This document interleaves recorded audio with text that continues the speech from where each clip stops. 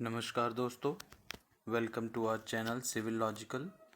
तो आज हम बात करने वाले हैं ग्लोबल हंगर इंडेक्स, जो कि अभी हाल ही में रिलीज़ हुआ है। इसमें हम इंडिया के कंटेक्स्ट में बात करेंगे।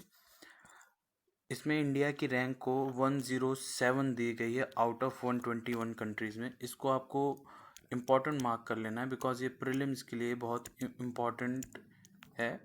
एंड इसमें जो स्कोर दिया गया है इंडिया को वो 29.1 है, जो कि एक इंडिया को एक सीरियस कैटेगरी ऑफ कंट्रीज़ में डाल देता है।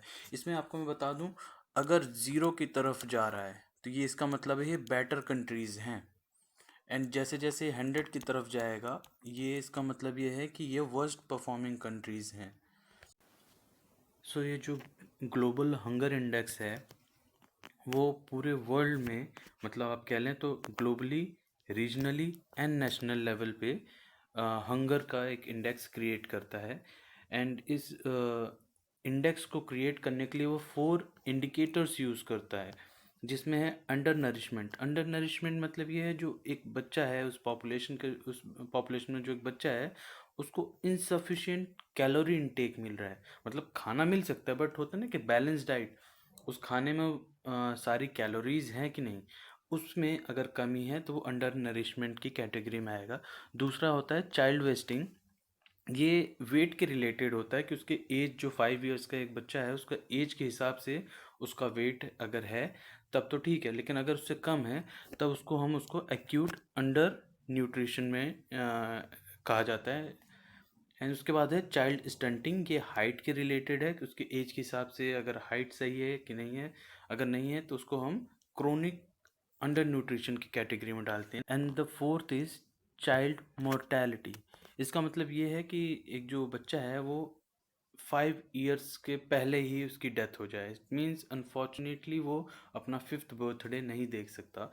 सो इस केस में उसका हम लोग ये 4 इंडिकेटर्स यूज़ करते हैं। नाउ इस इंडेक्स के बारे में हम कुछ इम्पॉर्टेंट पॉइंट्स को देख लेते हैं जो कि प्रीलिम्स के लिए बहुत इंपॉर्टेंट हो सकते हैं। किसी भी एग्ज़ाम को आप दे रहे हैं उसके लिए इम्पॉर्टेंट हो सकता है।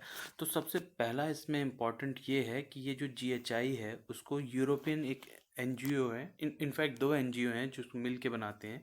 एक तो है कंसर्न वर्ल्ड वाइड। दूसरा पॉइंट जो कि मैं पहले ऑलरेडी आपको बता चुका हूँ कि अगर 100 पॉइंट स्केल है जिसका मतलब है सीवियरिटी ऑफ हंगर है। एंड अगर ज़ीरो की तरफ अगर है इसमें नंबरिंग तो वो इट मीन्स कि इम्प्लाइज नो हंगर। एंड इसके साथ ही हम थोड़ा से इसमें कुछ और पॉइंट्स देख लेते हैं, जैसे कि टॉप एंड वर्स्ट परफॉर्मर्स। ये इम्पॉर्टेंट इसलिए हो जाता है बिकॉज ये नॉर्मली क्वेश्चंस आ जाते हैं एग्जाम्स में कि टॉप परफॉर्मिंग कौन था और वर्स्ट परफॉर्मिंग। तो हमने इंडिया का तो देख ही लिया है किस रैंक पे। उसके बाद हम देख लेते हैं जो टॉप परफॉर्मर्स हैं। इसमें Belarus, Bosnia and Herzegovina, Chile, China and Croatia, ये हैं टॉप 5 बेस्ट परफॉर्मिंग कंट्रीज़ जहाँ पे हंगर या तो बिल्कुल भी नहीं है या फिर सबसे लो है।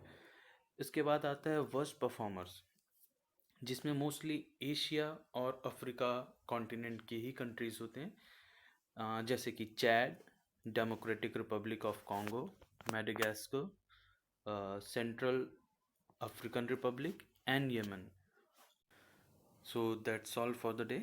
अगर आपको मेरा कंटेंट अच्छा लगा please like, share and subscribe to our channel Civil Logical. Thank you very much.